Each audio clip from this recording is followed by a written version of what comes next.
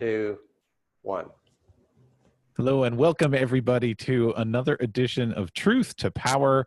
I'm Justin Mogg here on Forward Radio, a programmer along with Hart Hagan joining me. Hey, Hart. Hey, Justin, how you doing? Great. We are talking to you from the Hayburn building and the virtual studio. We've got guests here in for our community conversation. We do every week. We assemble folks from around the community and around the station as well to talk about different issues of importance to our community. And what we're going to talk about this week, we're going to revisit this issue of the proposed pipeline that LG&E wants to run through Bullitt County. You may have heard about it because of the Save Bernheim movement. And there's, in fact, more information and links to get engaged and voice your opinion at bernheim.org/forest under threat. But we don't actually have any guests from Bernheim with us today. That's not, the Bernheim isn't the only issue involved in this pipeline. We actually have some other folks who've been organizing within the community. And one of the potentially affected property owners is joining us again. Welcome back, Christy Collins. Hey, Christy. I think she might be muted, but I saw her go. I saw her wave at us. And then Elaine Tanner is joining us. She is program director for the Friends for Environmental Justice. She's joining us, dialing in from Letcher County over near Whitesburg. And you can learn more about Friends for Environmental Justice at friendsforenvironmentaljustice.org. What a great, easy name to remember. Welcome, Elaine. Thank you. I'm glad to be here. Great to have you here in our virtual studio. And a new guest with us, Nancy Tierny, coordinator of the Environmental Justice and Air Quality Team with the Jefferson County Chapter of Kentuckians for the Commonwealth. Welcome, Nancy. Thank you. It's good to have everybody in the studio virtually here today, social distancing, but talking about this really vital issue in our community. We've talked about this before on the show, so I want to make sure we get an update on the situation as it's evolved over time. I don't know, Christy or Elaine, one of you want to jump in and give us sort of an overview update of where we sit in terms of the process? That would be Christy. She needs to chime Go ahead, in Christy. on that because she's involved in the actual case. Yeah. Right now, currently, with the Schedule 12 permitting, we are hoping that that kind of reverts everything and makes us get a 404 with the Army Corps of Engineers, since that has been thrown out by the federal government. We're kind of waiting on a determination for that. We are also got a case with the EEC where the EEC and LG&E are kind of like in partnership, and the LG&E is kind of representing them. Bernheim's kind of on their own because with them being a nonprofit, they cannot represent us because it's against their articles of incorporation. We're representing ourselves, and we're at the point now to where I'm looking at doing possibly 2 other cases with them for the wells, which will be in addition to the EEC. I've not made a motion in yet. So that's kind of where we stand with this. Okay. And Elaine, tell us a little bit about Friends for Environmental Justice and your all's perspective on this issue. Friends for Environmental Justice has worked on pipeline issues in several states. I just relocated here from Ohio. And Christy reached out. What we do is community organizing and help within those communities to see what's needed and how we can, push the messages out and to get that accomplished by doing things like this, by communicating on radio and Facebook and, the following behind it. And we've had some good luck with some of the YouTubes that we've had and good showings, and I have several Facebook sites that I work with. So, that's been very helpful. But as far as working, the pipeline issues are always the same, no matter where you go. It's somebody push an eminent domain down somebody's throat that doesn't want them there. That's our biggest problem that I see. We've had pipelines go, and I've worked on several. Rover was the biggest one that I worked on. We've had issues when they start to drill, like the slurry that you have. And if we're going through wetlands, I understand we have 7 stream crossings. So they go under the streams. And when we had an issue in Ohio when Rover came through, they were going through the wetlands and they lost 5 million gallons of slurry. 2 million gallons were recovered. We had 2 football fields, 2 foot deep of a slurry, which is a bentonite clay. But once that life is smothered, it's gone forever. And then we ended up finding out they were putting diesel fuel in it, and that was making it slippery and just, this whole big issue. Those are some of the problems. And we find that just being able to take some of the stories from other areas and share them with communities and maybe help cut some of the red tape and get them through some of that. So you're sort of accompanying several different communities through this process of challenging fossil fuel infrastructure, right? And and you work across many different states. Yes. I was how I got started here in the mountains, dealing with mountaintop removal. Our water was poisoned, and that's when I got hooked up with Kentuckians for the Commonwealth and some other organizations. And they were poisoning our water, and they weren't telling people all they could do was flush their toilet with this dirty water, and people were dying. And I had to get involved. So that was, but I could go home. I could go back to Ohio. That was in the mining community. Then I went up there, and I saw these 3 major pipelines going in within 20 miles of me. And then I saw nobody was paying attention to what was going on. Then I heard that there were 50 fracking wells coming to our community, 50,000, fracking wells coming to our community. And that really alerted me to the big picture of what was really going on. And we started organizing in those communities as well. And the pipeline story, as I was saying, is a lot about the, what they can get away with. And sometimes it's just a matter of knowing who to talk to and to, get the processes started. I find in my work with mining companies that it's sometimes you just get to slow them down when something happens. Right now with the oil industry, that's what's happening. That's not going to help us and on the Jim Beam pipeline. They want this pipeline. They want it for profit, and they want to push people through, and that shouldn't be happening. Yeah, just to remind listeners, we're talking about a natural gas pipeline to bring fracked gas primarily to serve the Jim Beam distillery. I mean, that's not been, I don't know, but last time we talked, that wasn't like clearly stated publicly as the main reason, but it's become pretty obvious that that's what this pipeline is about, because even local residents who are going to be directly affected by the pipeline aren't being allowed access to the gas flowing through it. So that's how crazy this whole thing is. But Nancy, I wonder if you would like to share your perspective on this too. I know you've worked with the Save Bernheim campaign. If you know a little bit about the Bernheim situation specifically and want to speak to that, that'd be great. But anything you want to share just to get us started, Nancy? I was one of many that through various environmental groups had the opportunity to go visit. And I think, like any environmental matter like this, there's no better way to understand the circumstances and to appreciate the potential loss and devastation that I'm sure Christy can relate to more directly. But so I had the benefit of going with about 20 folks, and we had a guided tour with one of the Bernheim staff, and got a sense of where the pipeline would run and the loss and the devastation. And unfortunately, I think there was some momentum around doing more of those visits, but with the current pandemic, that the cut got sidetracked. And I admit I'm worried that through, I guess mainly through our environmental justice group with Kentuckians for the Commonwealth, and we've been monitoring this pretty closely, and over the past year, promoting people attending the roadshow.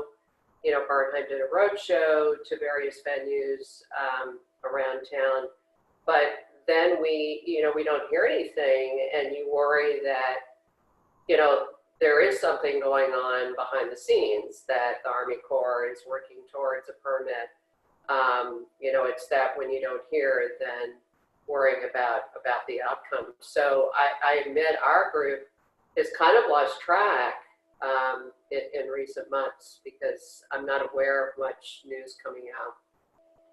Honestly, Army Corps is one of the few that has stood strong through this as far as holding up.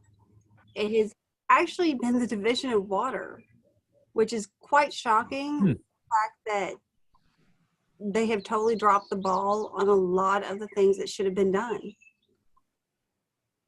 So how are they standing with you? What do you mean by that? They're making sure that they're going by federal law, and by the codes, and making sure that they're actually compliant. And with the national, 12 schedule permit, they cannot issue this.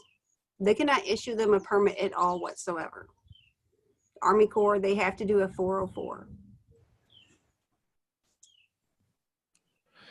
So they're figuring out how to get around these rules, right? And that is trying to. That's what they're trying to do. Their best at is trying to get around these rules, just like they did originally with the Public Service Commission, where they try to slide that in, under a rates case.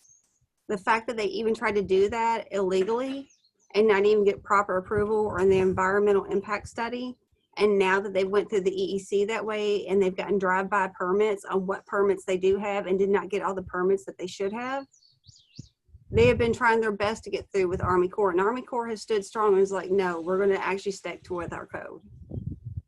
Christy, when I've listened to you and followed you, the question in my mind is not what permits have they gotten, but how many permits have they not gotten? It's like they want to breeze through this without any permits at all. And if I could be a little bit provocative here, we have two companies. We have two state agencies, and we have the relevant property owners. These two companies, Jim Beam and LG&E, are the economic drivers behind this. Jim Beam wants to build a $24 to $60 million pipeline, and they want us to pay for it. LG&E wants to build this for a profit, and they want average ratepayers to pay for the construction of this pipeline. Meanwhile, they want to build this pipeline over karst, which is cave formations, and across 7 streams and waterways, all of which flows into the Salt River. And now we know, and the state agencies, it's like, what are they doing? What Governor Beshear's Department of Water within the Energy Environment Cabinet, what are they doing? So anyway. Honestly, with the Energy Environment Cabinet, I'm not really sure because they should have got a GPP. They should have got a standard operating. What's a GPP? It's a ground protective plan. When Okay. each sinkhole, the water that goes into the sinkhole has to be natural rainwater or runoff from the ground. It cannot be like insecticides, fertilizer, none of that. No motor oil. I mean, you can get cited for that. But it's okay for them not to get, that type of plan or get approval from the EPA, which we just recently found out that they were supposed to get EPA approval to fill in sinkholes for this pipeline, which I have not yet contacted the EPA with the whole COVID pandemic thing, because a lot of times you do not get anything other than automated response. So where do the sinkholes come from? From the karst. It's an intense karst terrain. There are caves, there are karsts. Now, some of the sinkholes have been created from them drilling wells without permits. really. So Yes. we've seen sinkholes open up in the time that this project started. Literally, one lady who is not in the path of the pipeline is not going through her property. It's right next door to her. She has a farm that is her livelihood. She has had sinkholes, multiple sinkholes, open up on her property to where people cannot drive on her property, affecting her livelihood now. Wow. And this is a result of there are 12 300-foot holes that have been drilled, and we've been racking our brains because they won't tell us why they're drilling these holes. So they're either trying to extract something, or they're scouting it out for natural gas storage, or maybe they're trying to, what was the epiphany that you had, Christy, about, what they might be using, why they might be drilling 12 300-foot holes? Someone in our group was told that it was going to be for clean out. And when I was listening to that one cast that you did with Justin, he was talking about clean outs and how every 1 to 2 years they have to do a clean out. Well, that's exactly what the Public Service Commission, our state government Public Service Commission, said what those wells were done for, was for clean out. To me at that time, I did not know what clean out meant. After listening to that with the radioactive waste that they would be putting into there, that's quite shocking considering the fact that they went 320 foot, which meant there's karst and there's a lot of groundwater, sunken streams and ethereal streams. So they have broke the groundwater and went down further to where these other sinkholes have been created, and they're going to store that, and that's going to wash out into our waterways. So it would be great if LG&E would tell us why these holes have been drilled, but apparently they're balking at this, don't want to tell us why they're being drilled. We listened to Justin Noble, the Rolling Stone reporter. We have that on recording, and Justin has pursued the issue of radioactivity in our oil and gas.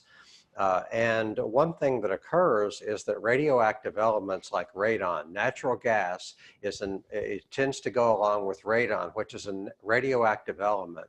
Radon, being a radioactive element, breaks down into daughter elements, which I think is lead and polonium, which are metals. And these metals get stuck with inside storage containers. It tends to get stuck in valves and what else? Valves and pumps.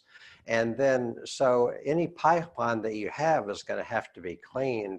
So one possible explanation, since they won't tell us, one possible explanation for why they're drilling 12 300-foot holes is that they may be putting, what's your theory, Christy? Since they won't tell us, what's your theory? At first, we were worried about fracking where they hit gas. The one on Vanessa Allen's property, they hit gas. It spewed gas for days before the EEC Division of Water would even come out there and cap it or make sure that it was capped properly. So the thing is with that, after that, the ones they said that they did not hit gas in, that was going to be for clean out. And I mean, like I said, it did not occur to me what clean out meant until I listened to that with the radioactive waste, which he said was plutonium and lead that would go back into there from cleaning out these pipes. I don't know if later on, I've been told speculation by other people that there could be possible fracking later since they did hit gas, but it would be 5 to 10 years after they thought we would forget. I wouldn't put it past them, right? Right. Ooh, gas. So, Christy, why is karst an issue here? And they have said, they've admitted that this is not just karst, but intense karst. So why is that an issue? With karst, you've got unstable soils. And especially with the type of rains that we've been having in the springs and the fall, the more that water cuts through that rock, the larger it's going to get, the more it's going to wash into our waterways or finally just give in and collapse at that point. Just like you saw at the zoo last year here in Louisville, where you had that big, huge sinkhole collapse. That's what sinkholes do over time because water cuts through rock. So you have these 12 300-foot holes. One of them is on the property line of Vanessa Allen's property. It spewed water and natural gas for days on end, and then it stopped. And there's no talk. There's, we don't know what they're going to do as far as capping these things. We don't know why they drilled them to begin with. The question in my mind, are these holes authorized? Because you were saying they're wells. Anything more than 100 foot is a well, and wells should be permitted. So it's not permitted. Right. It's not permitted. And the thing is, they should have got a permit through the oil and gas. And regardless if this pipeline stays, moves, goes somewhere else, doesn't go in at all, those wells are here. They're dug. They're here to stay. Now, is LG&E going to assume the responsibility since they are the ones that dug them with the intention for Jim Beam, or is the state going to step up and monitor these wells because they're now here? They're not going anywhere. There's not a magical wand that's going to make them go away. We're stuck with them. Our guests today here on Forward Radio's Truth to Power are talking about the proposed pipeline that LG&E wants to drill through Bullitt County. You may be aware of it from the Save Bernheim campaign. You can learn more about it at bernheim.org/forest under threat. And you just heard from one of the potentially affected property owners, Christy Collins, who's joining us today, as well as Elaine Tanner from Friends for Environmental Justice. You can find them online at friendsforenvironmentaljustice.org. She's joining us from over in Letcher County. And Nancy Tierny's here, coordinator of the Environmental Justice and Air Quality Team with the Kentuckians for the Commonwealth, KFTC. I'm wondering if the movement of citizens has really started to gel around this issue, or are we see fracturing of the resistance to the pipeline, or what's the sort of state of that, the popular resistance to it? Well, you're talking to the people that are keeping the story alive, I think. Yeah. For whatever reason, Bernheim seems to not be keeping the story alive. They had a post on their Facebook page. Thank you so much to Jim Beam for providing us with, are you ready for this? Hand sanitizer. So Jim Beam provides us with hand sanitizer. Now we're all friends. We love Jim Beam because they got hand sanitizer. Yeah. Now they're the good guys because they're giving us hand sanitizer. Wow. What about the rest of the citizens besides Bernheim? Christy, what's the state of things? We are keeping it going because the eminent domain court cases, they're still going on. There are court cases coming up Monday for eminent domain, whether it be virtually or not. They've not actually came out and said these cases are Monday. You know, this is on people's personal properties, their homes. So we'll see how that plays out. The attorneys have not really been in touch as whether this is going to be a virtual thing, and we were told that it cannot be dismissed, even though it should be based off permit 12, and you know that's not for public property, but it's for a private entity. So at this point, we're keeping it alive. I'm not going to speak for Bernheim as far as the hand sanitizer goes. Where Jim Beam was very close with Bernheim prior to this. I don't know, and I'm not going to speak about it because I don't know. It's not proper. But I do know that we citizens of Bullitt County, we take offense to that. I mean, we do, because this is our homes. This is our water. I mean, even people that are not even a part of our group, that don't even believe the way that we believe or is going to fight this, that are hunters or fishers, are against this. Because, I mean, this is poisoning our community, because Jim Beam came out and said in the Public Service Commission, where our governor, when he was the Attorney General, had said that he was going to, file suit against LG&E for this. The Public Service Commission is a document on there. You can go to ky.gov and you can look it up. Jim Beam said that they did not want their waters poisoned. At that point, when Jim Beam publicly came out and said that on a legal document in a court case, they did not want their waters poisoned, that said to the rest of us, because we have no ties to Jim Beam, that it's okay to poison us. And Jim Beam is a company that is owned by Beam Suntory. That's a Japanese company. So it would be bad enough if it was American oligarchs, but it's non-American oligarchs that want to just extract profits, and they're building a whole new operation for this. But they want to extract profits. They want to build a pipeline across 7 waterways, but they don't want to build it across the way that would be affected for making Jim Beam bourbon. Am I right about that, Christy? That's 100% exact, because they don't want to poison their waterways of what they used of the karst waters of the limestone to make their bourbon. But the rest of the citizens that flows out throughout the community, all throughout Bullitt County, that goes into Meade and then flows into the Ohio, which is already tainted. So we're going to put even further chemicals into the Ohio River at this point. It's crazy. So one issue here is whether this is in the public interest. So they're trying to roll over these property owners in on the theory of eminent domain. Eminent domain is supposed to be for the public interest, for public, building highways or schools or something. Instead, they want to use eminent domain for something that is going to profit Jim Beam, it's going to profit LG&E, but it's going to be at the expense of everybody else. And they're paying people a song, and I mean a song, for for their property rights. Like Vanessa Allen. She has upwards of 100 acres. They're basically bisecting the property so that about a third of their property, according to her, is unusable by building a pipeline across it. They want to give her something like $11,000 for the easement that's going to render a third of her property very limited use. And we're talking about this property is worth $10,000, $15,000 an acre. So. And then you've got Kimberly Brown. They got about 300 acres. They've got Glade Crest as a rare plant that's going to be threatened by building a pipeline. And then you've got Elizabeth Workmeister Schaefer is the one with the Christmas tree farm.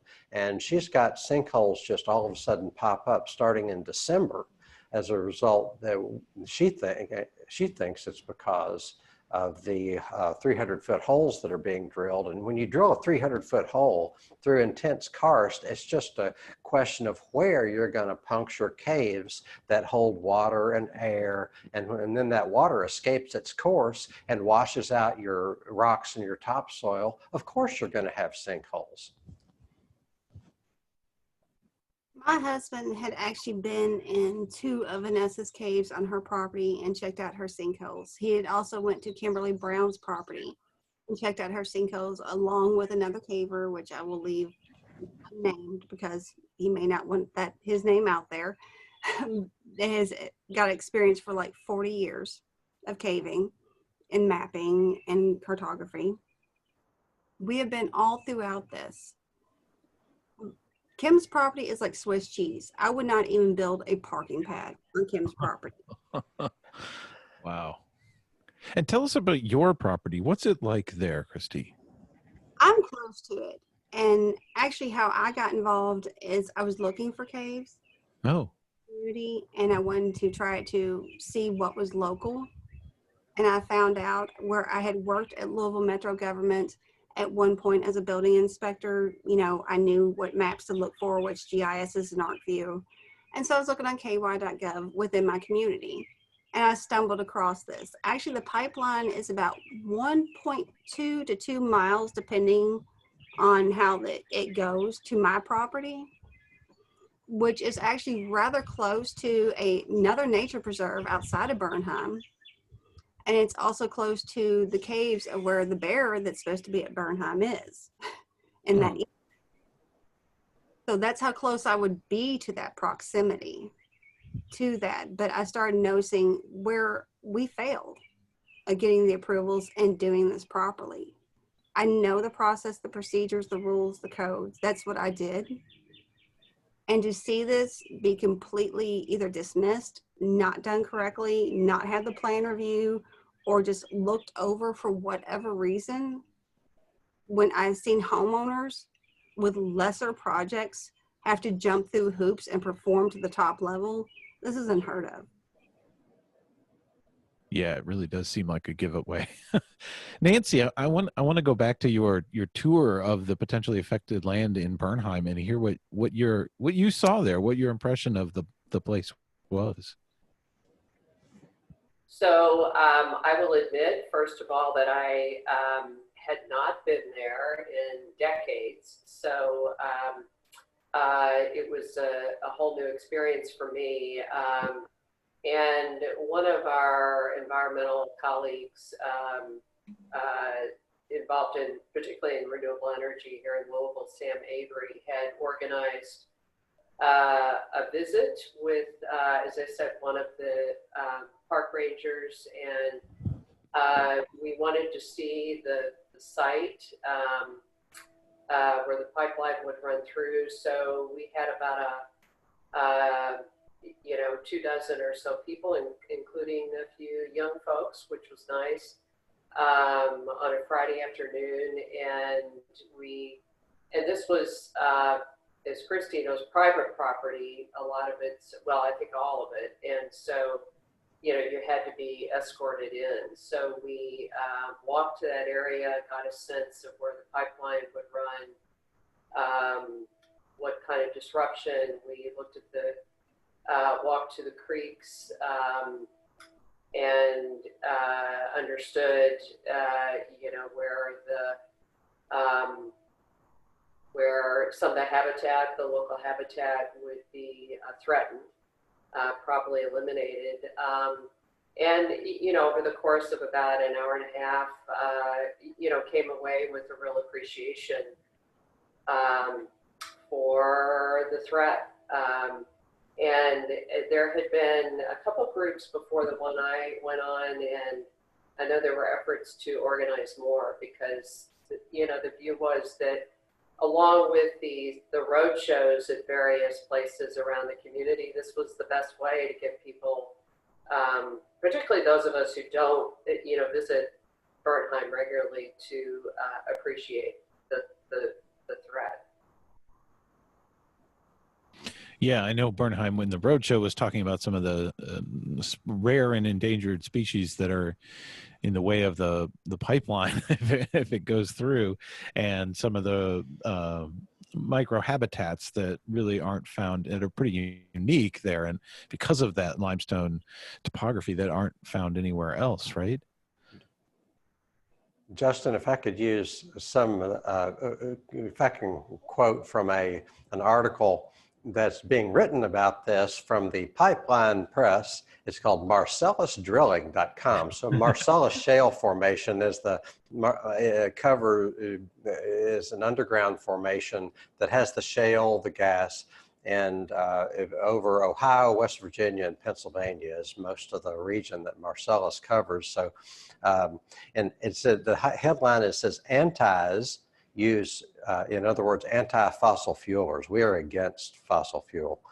Antis use Jim Beam to try and block pipeline near Louisville, Kentucky, and says, anti-fossil fuelers know no depths to which they won't sink in efforts to block any new natural gas pipelines.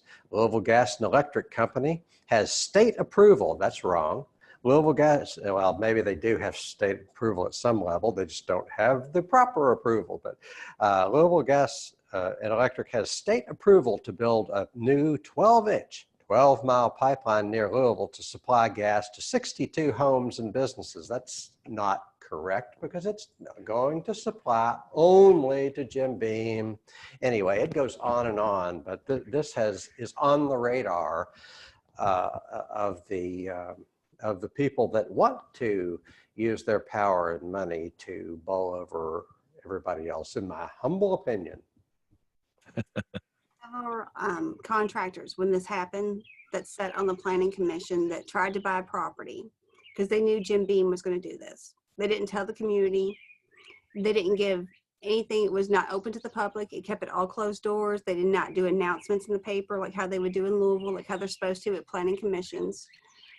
And they bought certain properties. And in the process of that, now they're trying to say they're going to build these houses. There are no plan certains. There's no subdivision plat maps. There are no building permits that have been rescinded or denied due to lack of natural gas.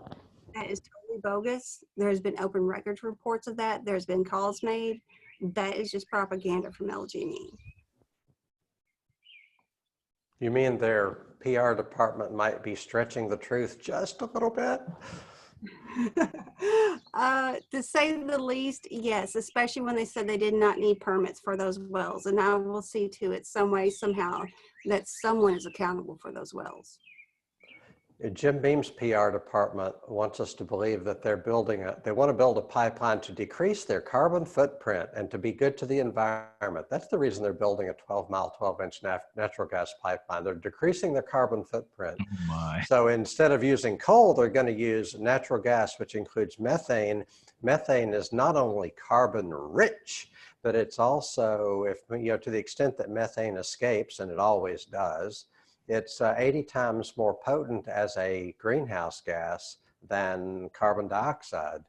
So, but Christy, I didn't quite catch what you were saying about LG&E claiming that they had all the right permits. They were saying that they did not need a permit to do this, that they were doing it under guise of surveying. When you look under the laws of surveying, there's a difference between core samplings, which go down to 90 to 100 feet within that proximity. That's considered a core sample versus a well. Anything over that is considered a well and does require a permit based off the code. And Christy's dog wants to get in on this too. Right. Yeah. She's outside today, joining us from Bullitt County in the area that will be impacted by this pipeline. Dalmatians have opinions too. Yeah, that's right. Dogs against pipelines. Yeah, Dapple. So I guess, Hart, what LG&E would say is, what would you rather we send a coal train through this country? Isn't a pipeline safer? You're asking my opinion? Well, this is the narrative they're trying to How spin, about we have a government?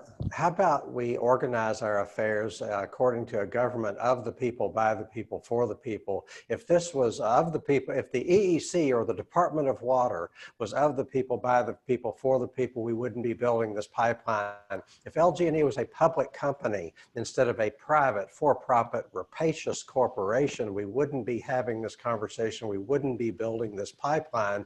They're saying this is in the public interest. It is not in the public interest. It is against the public interest. It's against our air, our water, our soil. It's being built. Don't get me started. Well, that's exactly what I wanted to probe everybody on, Hart, is the idea of, well, let's envision a different future where something like our utilities are actually publicly owned. Is it really the case that then we wouldn't see these kinds of proposals? Or are you suggesting that because clearly the public is against this, that it would never go through? Whereas in this case, with the monopoly in control, we don't have much power. Are you cross-examining me? Because I'm confused. I'm throwing it out there, man. What do you think? In Hart Hagan's perfect world, there's like a dozen things we could reduce by 90%, a dozen sacred cows that could be reduced by 90%, including cars, including air travel, including defense, including absentee ownership of our means of production.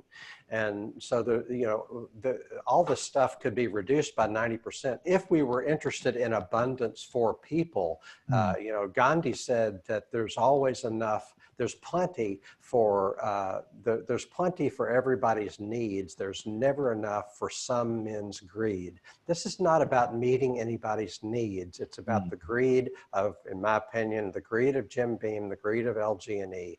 And it's entire systems like a transportation system and an energy system and a defense system that are, and for that matter, a system for delivering beverages to people, which is what Jim Beam is supposed to be about. It's systems that are designed for the greed of a few instead of for the needs of the many.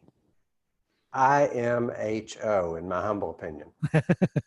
Muddy the waters a bit. I had found an article, which I need to go back and find, where they had tried natural gas before. It was either the 60s or the 70s. And Jim Beam had a very bad, massive explosion, and that's why they went back to coal and why they're trying to do natural gas again. Oh, really? Wow. Yeah, I mean, we saw, what was it, a little under a year ago, we saw a huge natural gas pipeline explosion right here in Kentucky. Thankfully, I don't think anyone was killed, right? But it just showed us the potential danger of these kinds of systems, even the ones that we call, well, high tech, the latest and greatest, right? I might just, oh, Go ahead. Lady died. Somebody did. Oh, okay.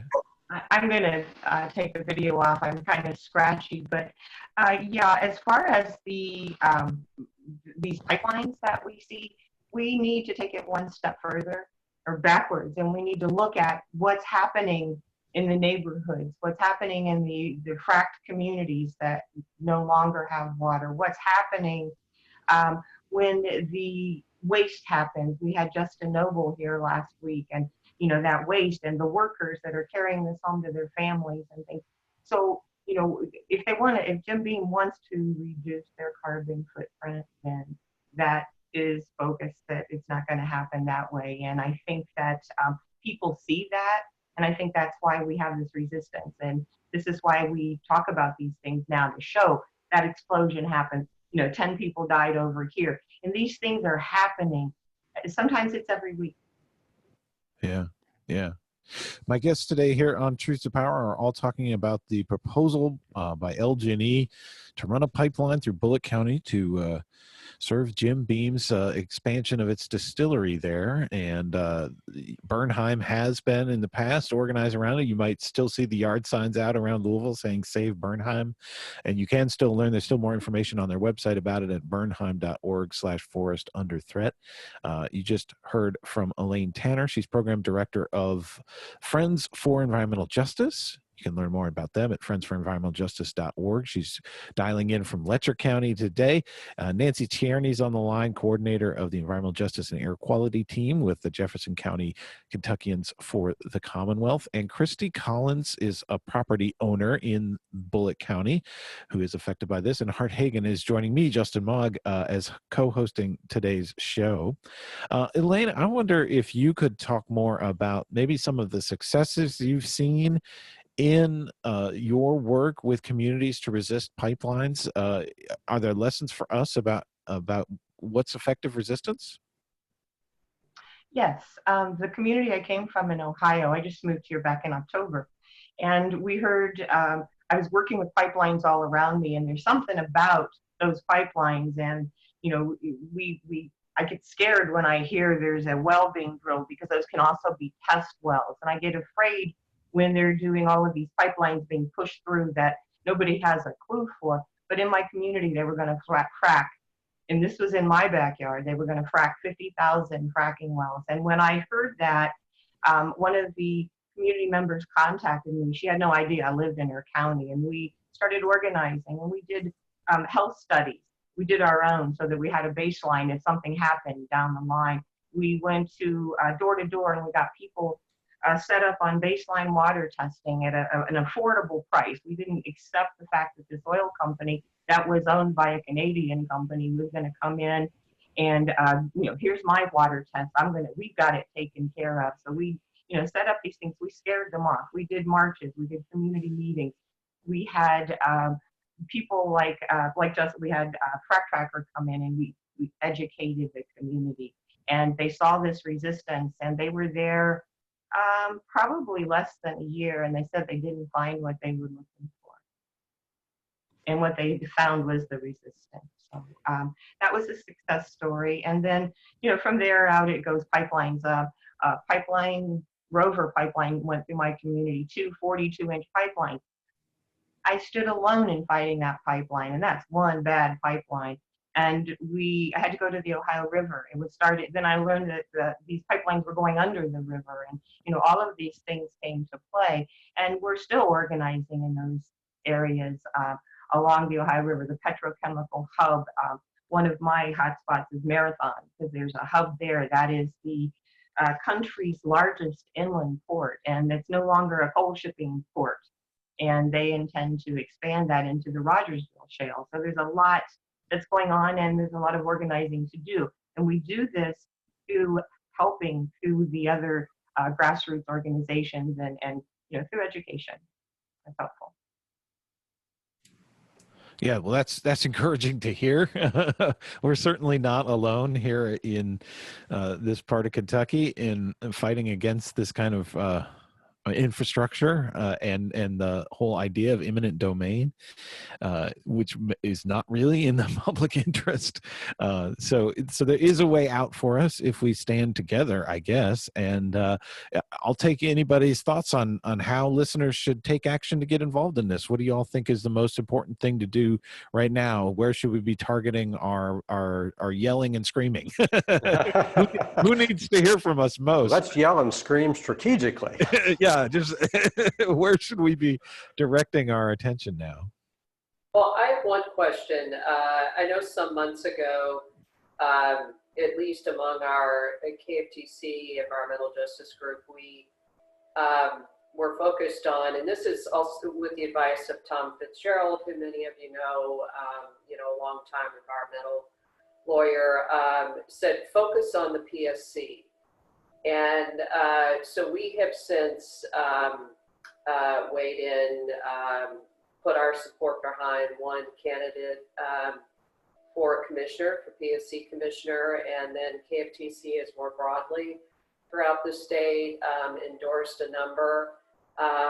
So I know that's one way, but I wonder if there's more pressure different to be put on LG&E. I mean, we had a rally to LG&E's headquarters in downtown Louisville last year. I mean, I suppose it made a statement. I'm not sure, it accomplished much else. I was actually there at that protest. And honestly, right now, with the way that it is with the PSC, it's been taken to Franklin County Court. It's progressed past the AOH. We are now currently with the Energy Environment Cabinet Division of Water, with the AOH with them, trying to get the permits rescinded. There's also a transportation cabinet through KYTC that we have been begging our judge executive to rescind, which he has not done. So that would need to be at a state level, but they don't want to speak with us. Outside of that, with two other cases that I'm planning to put a motion in for, and with the Schedule 12, I mean, basically hitting these entities with the EEC, the oil and gas through the Energy Environment, the Public Service Commission, now Franklin County Court and Bullitt County Court for the eminent domain, LG&E, Jim Beam. Outside of that, I don't know what else to do. I mean, there's been cries out to the governor of our state to beg him to please intercede. He did as the Attorney General. We're hoping that, now that he's the governor, that it's still going to be followed through now that we have a new Attorney General, but we've not had word since the election with the new Attorney General. Really? So, and you haven't had word back from the governor's office at all?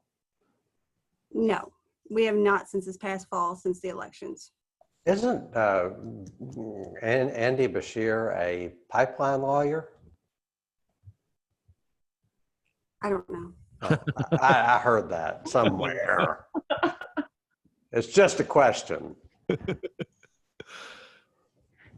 One thing comes to mind is that it seems like so much of it seems like so much of our interaction with LG&E seems to be little, small, incremental stuff.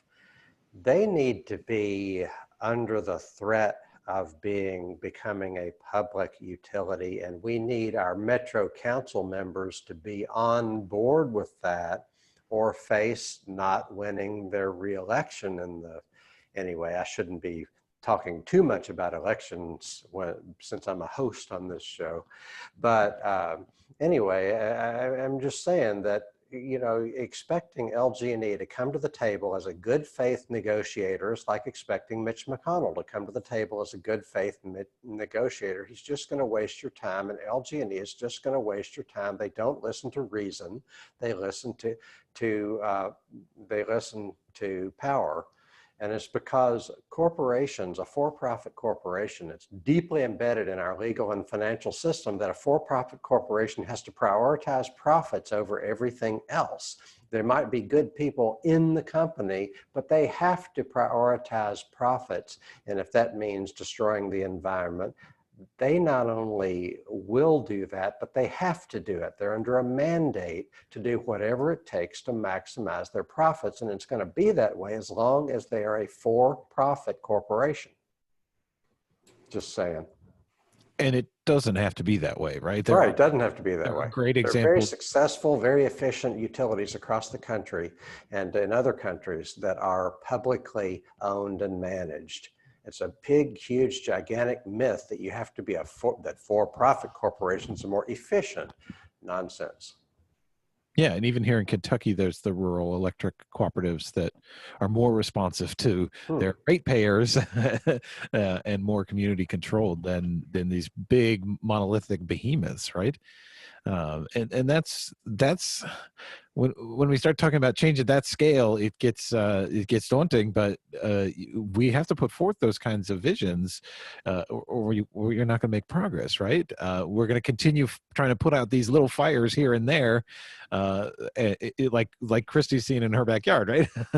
That kind of fire is going to keep popping up unless we demand that citizens have more control over these utilities and these kinds of decision making, right? There are other things involved, not just as a fossil fuel thing. You're looking at ethnic concerns as well. You have a Native American property that had a bone found that LG&E confiscated and did not record with the archaeologist. Huh. Yeah, there was arrowheads, paleo points found on Vanessa Allen's and Kimberly Brown's property. Vanessa Allen has the best crop of the glade crest that there is in Bullitt County right now. She has the prime crop. They're going right through that. You have a ethnic, historically marked slave cemetery that they're going to go through. They have not put a notice in the paper where they're going to exhume those bodies or relocate them. And there's other cemeteries they'll be going through as well. This hits almost every level you possibly could, whether it's endangered species, ethnicity, fossil fuel, stability, lifeline safety, a shelter in place with not having fire hydrants, threatening people, harassment. There's so many levels to this that you could get lost in it. Yeah, and of course, if they're going to make a main argument for why this must be done, despite all these negative consequences, it's going to be about the economics, right? And so let's have some real talk here on Truth to Power in our last few minutes together about jobs. What does this pipeline really mean in terms of jobs for local people? And even what about the expansion of Jim Beam? Are they promising lots of jobs for local people? What do local people think about that expansion in general, whether pipeline aside? Jim Beam has been in trouble several times. They've had protesters, the whole 9 yards, of how they've treated and mistreated their employees, where they were not allowed bathroom breaks, the whole 9 yards. And this is literally not even 2 years ago while driving past Bernheim. You had Jim Beam strikers outside with signs of how they mistreated their employees. As far as their wage goes, I've heard if you can actually get hired in and not be a temp, it's a decent, not enough to support a family. And what do we know? Does anybody know about the building of the pipeline? What kind of jobs numbers that would entail, or who they would hire to actually do that work? I can shed some light on that. They'll be temporary workers, and they are very lightly trained on what they're using. And the welds, for example, that's very important in this pipeline process, and how they put them in and how they're treated in putting them in. It's just not handled properly. And so the jobs are temporary. And then on one pipeline I worked on, it was an old Sunoco line, and they actually had a 10-mile stretch where no one, they had valves every 10 miles. So, you couldn't tell if there was a leak unless it was less than 10% or more than 10% pressure in that line. So there's a lot of things that we have to look at. Too, as far as jobs, that the jobs are gone, the pipeline's built, and you got someone sitting at a compressor station, pigging it once a week, and basically that's what you've got. And of course, in An alternative here would be to power this expansion with renewable energy. I don't know if Jim Beam's ever looked into that, or if anyone's thought about that in detail, but that's part of the whole idea of a Green New Deal, right? Is to power our future with green jobs, and that could be a solution for this case, I would assume. I don't have any information specifically about it, but does anyone know? Has anyone thought about that, or want to share thoughts about a renewable energy future for Jim Beam? Well, most green industries are going to produce jobs at 3 times the rate of fossil fuel industry. Dollar for dollar, same expenditures. There are more jobs to be had within solar and wind and mass transit than there are in the same old fossil fuel industries. Another thing about as far as worker safety, when it comes to this story that was uncovered by Justin Noble, that the radioactivity, the radioactive substances, it's on the untrained workers to clean out radioactive substances from the pipeline. You build this pipeline, and the pipeline is going to have radons coursing through this pipeline. Polonium and lead are going to settle on the valves and things, and then when you breathe in radon, there's that polonium and lead that gets in your lungs and causes all sorts of things. The second leading cause of lung cancer. Wow, that's not a good note to end on. Sorry. We have just about 3 minutes left, and maybe we could end with a round robin of last thoughts, final thoughts from Elaine. What do you want to leave listeners with? KFTC, Nancy, we're talking. I think there's things that we could do to help, promote this. I've talked with Lisa, so I would like to throw that out there. And I think that knock on some doors, talk to your representatives, go to the governor's office. Don't wait on him to come to you, go to him. And if that don't work, go to Washington, go to the Army Corps of Engineers and start knocking on those doors. They will listen. Yeah, they should be accountable to us, right? That's why they're there. That's right. Nancy, what about you?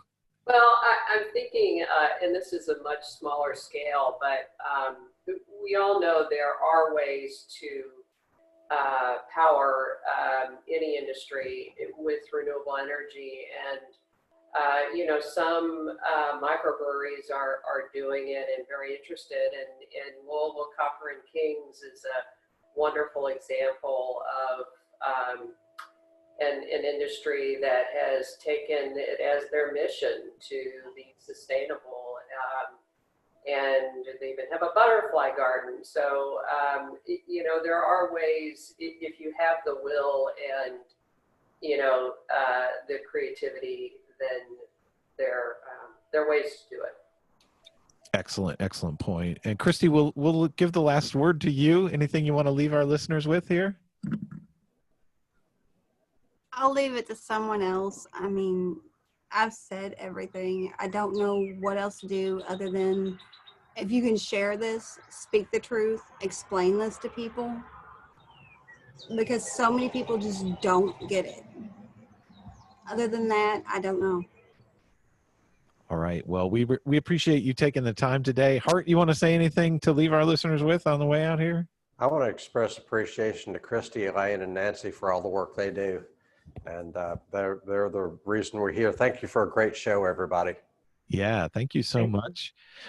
You've been listening to us here on Truth to Power with 3 great guests talking about the proposed pipeline through Bullitt County.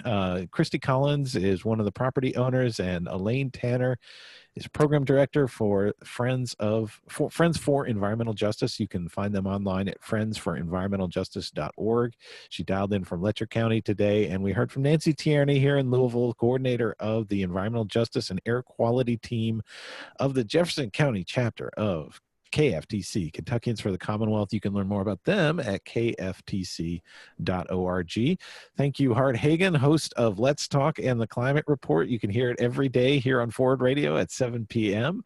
And my name is Justin Mogg, host of Sustainability Now. I encourage everybody to tune into my show. Monday nights at 6 p.m. repeats at midnight, and then 10 a.m. Tuesday, we are doing a series of interviews with candidates that'll be on your ballot coming up on June 23rd, including a lot of the local candidates you might not hear about on other sources of media. So stay tuned for all of that here on Forward Radio. And thanks, everybody. Thanks. Great job. Wonderful. Thank you all.